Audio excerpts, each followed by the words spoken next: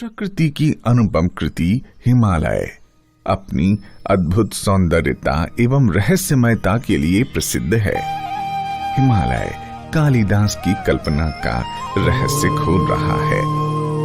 इसी हिमालय के उत्तराखंड के मानस खंड में स्थित पवित्र धाम आदि कैलाश एवं ओम पर्वत अनादि काल से ही यात्रियों के भ्रमण हेतु आकर्षण का एक प्रमुख तीर्थ स्थल है। यह शिव पार्वती की क्रीड़ा स्थली, वेद व्यास की तपस्थली व कर्मस्थली है। जाता है कि महर्षि व्यास द्वारा यहीं पर अपनी गुफा में निवास बनाकर महाभारत की रचना की गई थी। यह स्थान काला पानी के समय व्यास गुफा में नाम से प्रसिद्ध है। यह तीर्थ स्थान भगवान शिव का एक अलौकिक धाम है, जहां पर भगवान शिव के सत्यम शिवम सुंदरम से साक्षात्कार होता है। इस स्थान का महत्व कैलाश मानसरोवर की ही भांति है, जिसका वर्णन स्कंद पुराण के मानस खंड में भी वर्णित है। आदि कैलाश के अलौकिक दर्शन के साथ साथ यात्री पार्वती ताल व गौरी कुंड के भी दर्शन यहाँ पर करते हैं। कुमाऊं मंडल विकास निगम द्वारा यह यात्रा प्रत्येक वर्ष माह जून से सितंबर के मध्य आयोजित की जाती है। मार्ग में पांडवों द्वारा निर्मित भीम द्वारा सृजित मनोरम छटा वाली झील भीमताल 19 किलोमीटर का अवलोकन करते हुए बहवाली 11 किलोमीटर की ओर बढ़ते हैं। नीब करौरी महाराज द्वारा निर्मित प्रसिद्ध कैंची धाम पहुंचते हैं, जहां पर महाराज नीब करौरी महाराज का मंदिर एवं आश्रम है। कहते हैं एप्पल के संस्थापक स्टीव जॉब्स और मार्क जकरबर्ग को भी बाबा जी का आशीर्वाद प्राप्त हुआ था। इसके पश्चात यात्री पवित्र कोसी नदी के किनारे स्थित खैरना पहुंचते हैं। इसके पश्चात यात्री 33 किलोमीटर दूर कुमाऊं की सांस्कृतिक नगरी अल्मोड़ा 1600 मीटर पहुंचते हैं।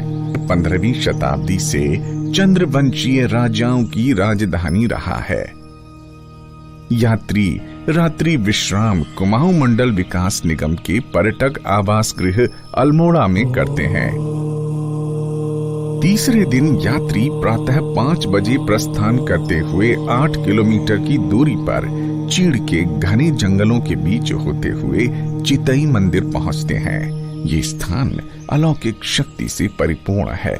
इनके दरबार में न्याय पाने के लिए हजारों चिट्ठियां कोर्ट के स्टाम्प लगी हुई यहाँ पर आप देख सकेंगे। कहा जाता है कि जिनको न्याय कहीं नहीं मिलता है, यहाँ पर उनको उचित न्याय मिलता है। प्रसिद्ध पाताल भुवनेश्वर पहुंचते हैं।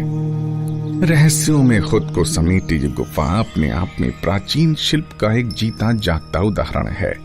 इस गुफा में पत्थरों से बना हुआ एक एक शिल्प तमाम रहस्यों को अपने आप में समेटे हुए है।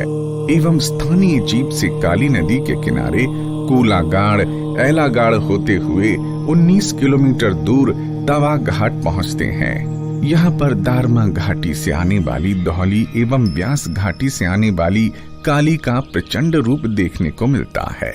यहाँ से पांगला होते हुए मांगटे 21 किलोमीटर अंतिम सड़क मार्ग तक पहुँचते हैं।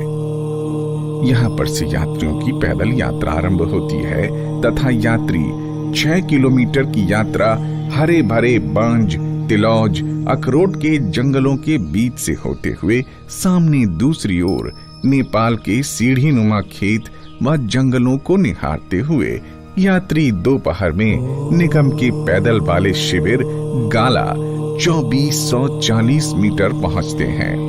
गाला एक छोटा सा अत्यंत सुंदर मनोहारी गांव है, जहां चारों ओर दूर दूर तक फैले हुए जंगल दिखाई देते हैं। सामने गांव की छोर पर सिमखौ नदी दिखाई देती है। रोंगलिंग के घने जंगल का मनोरम दृश्य सामने दिखाई देता है, जिसके दूसरी ओर सिरखा पांगू व नारायण आश्रम स्थित हैं। 5वें दिन यात्री 18 किलोमीटर की यात्रा कर बूंदी के लिए प्रस्थान करते हैं। मार्ग में ऊपर नीचे पहाड़ों पर जमीन सुंदर हरी घास एवं नीचे घाटी में सीढ़ीनुमा खेत से गुजरती हुई काली नदी दिखाई देती है।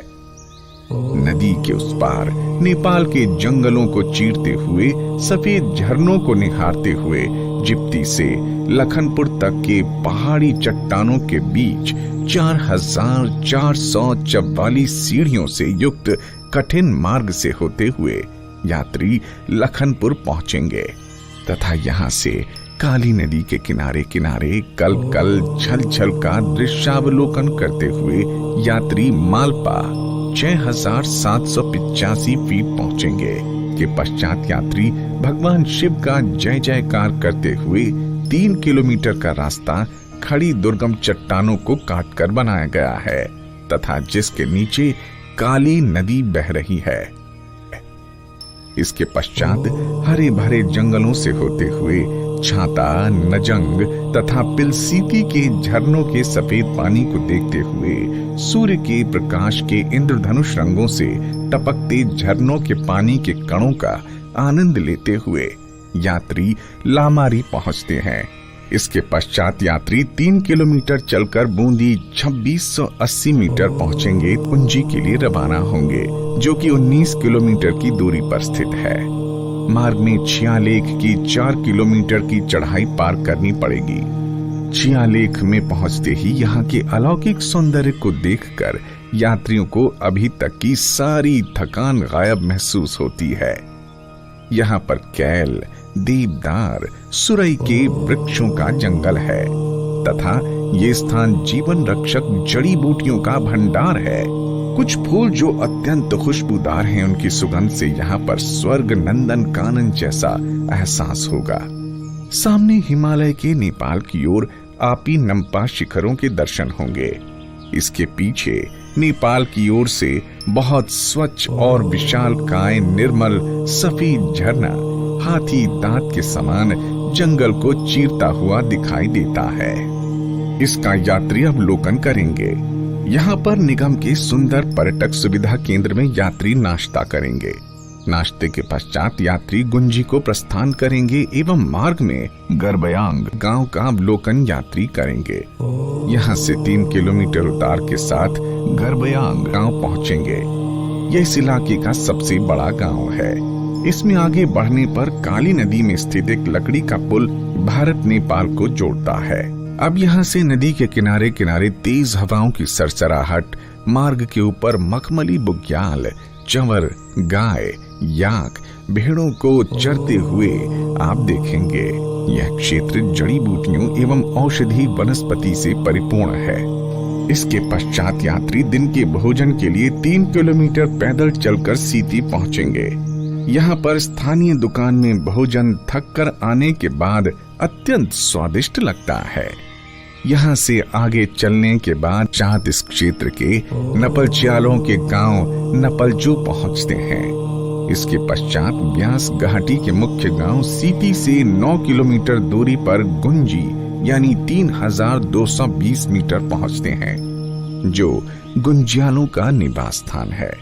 रात्रि विश्राम निगम के आकर्षक फाइबर हट्स एवं टिन शेड्स में होता है।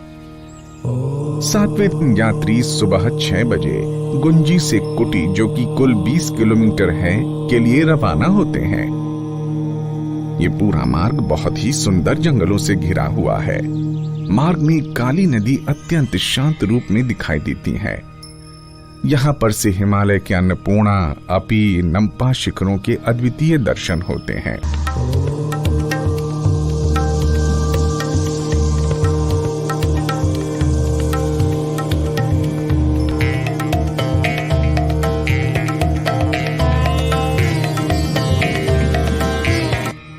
सामने भोजपत्रों के वृक्षों व ग्लेशियर के नीचे स्थित रोंगकॉक गांव की प्राकृतिक छटा देखते ही बनती है। यहाँ रोंगकली जनजाति के लोग निवास करते हैं।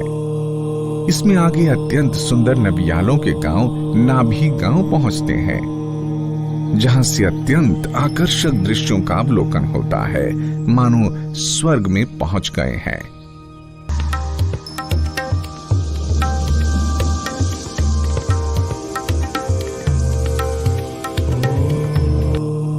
इसमें आगे 10 किलोमीटर चलकर नम्पा में यात्रियों द्वारा दिन का भोजन लिया जाता है तत्पश्चात 9 किलोमीटर कोटी को रवाना होते हैं।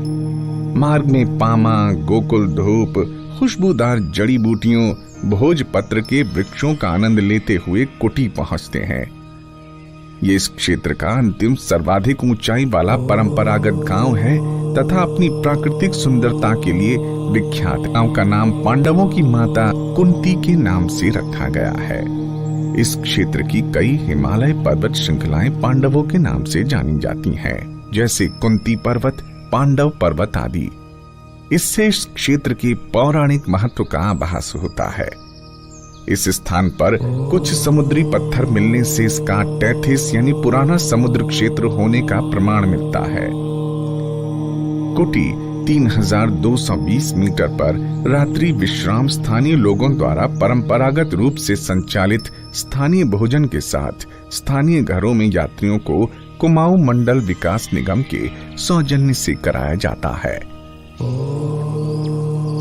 8वें दिन यात्री प्रातः 14 किलोमीटर दूर जोलिंगकांग के लिए प्रस्थान करते हैं।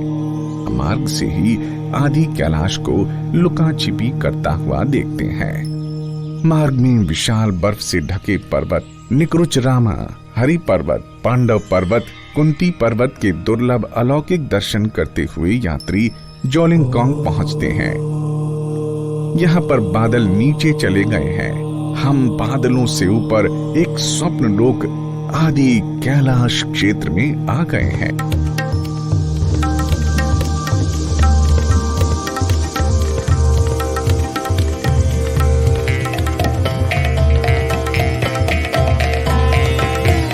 अब हरियाली कम होती जा रही है।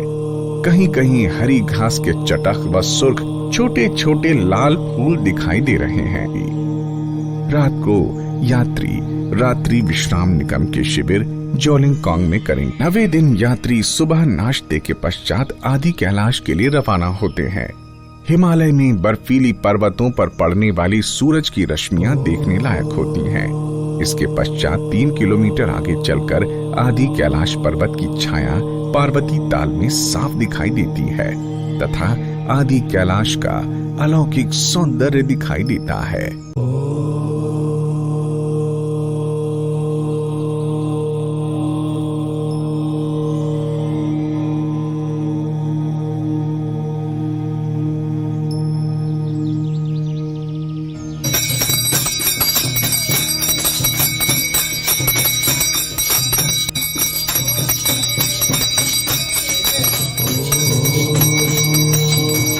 यात्रियों के मन को उल्लास व असीमित आनंद की अनुभूति होगी व उनके अंदर एक असीम ऊर्जा का संचार होगा। इस स्वप्न लोक का प्रस्थान कर नाभि गांव पहुंचकर परंपरागत स्थानीय लोगों द्वारा संचालित शिविर में रात्रि विश्राम करते हैं। निगम द्वारा यात्रियों को स्थानीय निवासियों के घरों में विश्राम करवाया जाता है।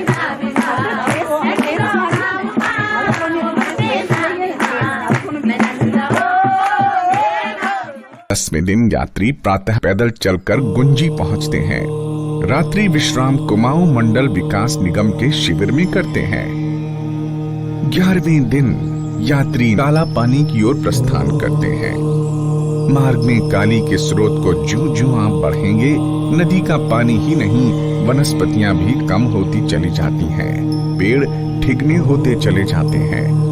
काला पानी पहुंचकर यात्री काली नदी के उद्गम कुंड को देखते हैं तथा यहाँ पर सुंदर काली मंदिर शिव मंदिर में प्रस्थान करते हैं तथा इसी तरह इसमें पूर्व यात्री मार्ग में सामने पहाड़ पर व्यास गुफा का भी दृश्यावलोकन करते हैं।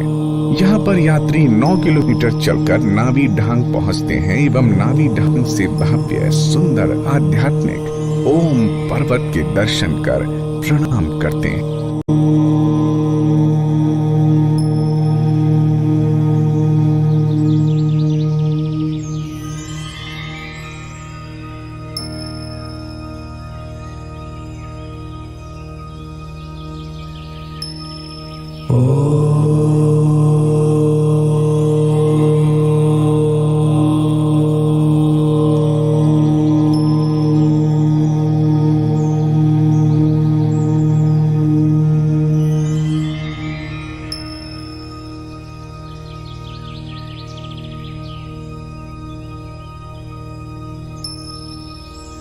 ओ